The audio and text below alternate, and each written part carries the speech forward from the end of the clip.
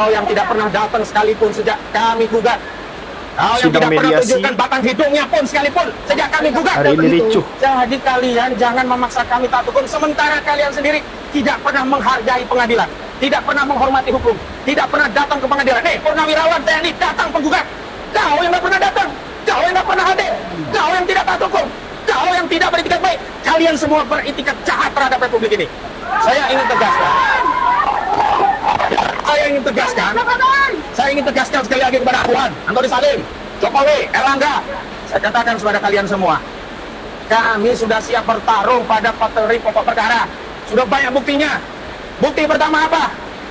Arsin, Kadeskot, dan Sekdesnya sudah masuk penjara. 2 penerima kuasa hukum juga sudah masuk penjara. Makanya saya ingatkan, jangan dekat-dekat dengan oligarki perampas tanah rakyat ini. Kalian bisa ditumpangkan seperti Arsin dan juga kuasa. Kalian jangan mau. Jangan makan duit haram dari Aguan. Aguan dapat duit dengan merampas tanah rakyat.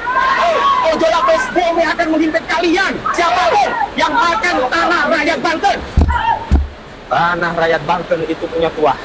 Siapa yang berani berbuat zalim kepada tanah Banten, maka kalian akan siap menerima tuah.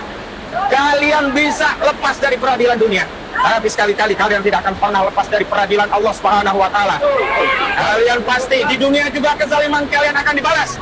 Makanya kita akan menunggu dari Bareskrim Mabes Polri untuk meningkatkan kasus ini. Jangan hanya Arsin, Sekdes, kemudian SP dan Chandra saja yang ditetapkan tersangka yang ditahan, ya kan? Semua yang terlibat, termasuk yang menerima manfaat dari barang curian tanah yang dirampas dari rakyat, ini juga harus dilibas, harus ditangkap. Sederhana saja, sederhana. Kasus pencurian motor dengan modus memalsukan BPKB dan STNK, itu yang ditangkap bukan yang maling dan yang memalsukan BPKB, yang memasukkan STNK enggak, tapi juga yang penadah motor curian ini juga ditangkap. Hari ini sertifikat itu siapa yang nadah? Terbukti Agung Sedayu. 263 SKGB itu diakui punya anak usaha Agung Sedayu. Mereka yang ngomong, BPN juga udah ngomong, Menteri ATR juga ngomong. Itu punya Aguan, punya Agung Sedayu. Untuk proyek industri properti PIK 2, yang proyek ini punya Aguan dan Antoni Salim. Kalian selama ini didiamkan, rupanya tambah lama tambah kurang ngajar kalian kepada negara. Ya, tambah kurang ngajar kalian kepada negara ini. Tambah kurang ngajar kalian kepada rakyat Indonesia. Ingat, ini saya terangkan sebagai orang Islam. Siapa saja di dalam akidah kami umat Islam yang mati membela hartanya, maka dia mati syahid. Maka rakyat Banten yang berasal dari peradaban Islam, Kesultanan Banten Islam, itu siap membela hartanya. Kalau mereka menang, itu adalah keutamaan.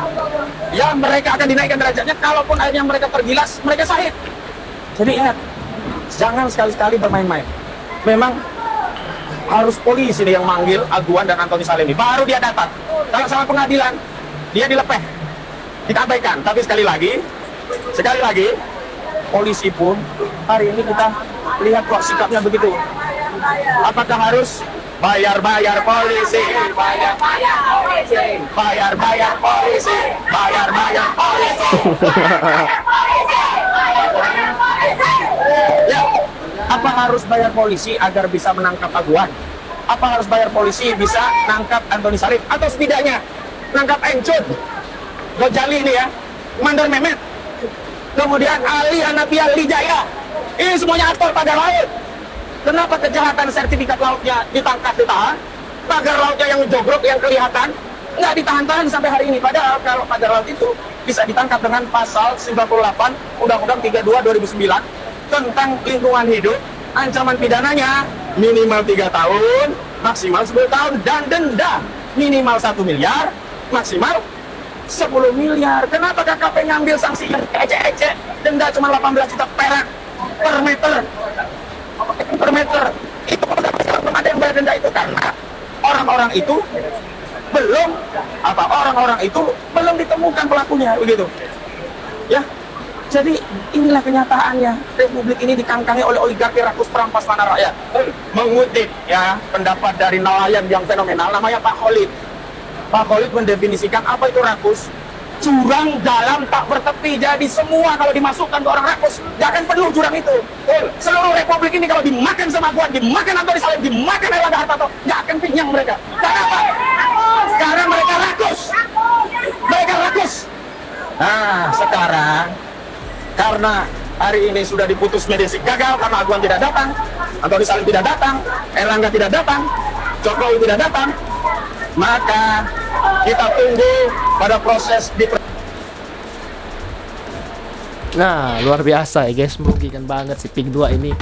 Masyarakat Banten tanahnya dijajah teman-teman, sebegitu luar biasanya oleh Aguan dan Agung Sedayu Group. Pemiliknya adalah Aguan ya teman-teman, seperti itu ya. Semoga aja para biadab-biadab ini ditangkap polisi ataupun matilah teman-teman ya, karena mencuri tanah rakyat dengan harga yang sangat luar biasa murah.